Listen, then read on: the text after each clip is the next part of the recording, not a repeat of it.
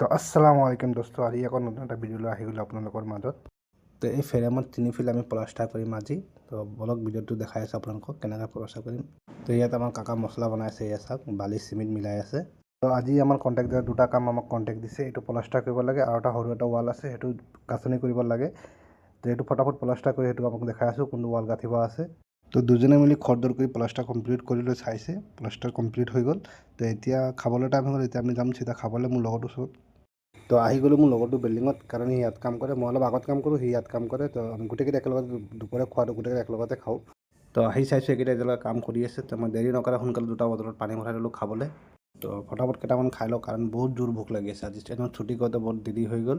তো খাই বৈ অলপ আৰাম কৰি লওঁ, আৰাম কৰি আকৌ মোৰ নিজৰ বিল্ডিঙত যাব আছে। তো এই ৱালটো গাঁঠি পেলাই আমাৰ ছুটি আৰু আমাৰ কাম নাইকিয়া। তো আজিলৈ ইমানটোৱে। যদি ভিডিঅ'টো ভাল লাগিছে তেনেহ'লে লাইক আৰু এটা কমেণ্ট কৰি দিব আৰু মোৰ পেজটো ফ'ল' কৰি ল'ব। Thank U.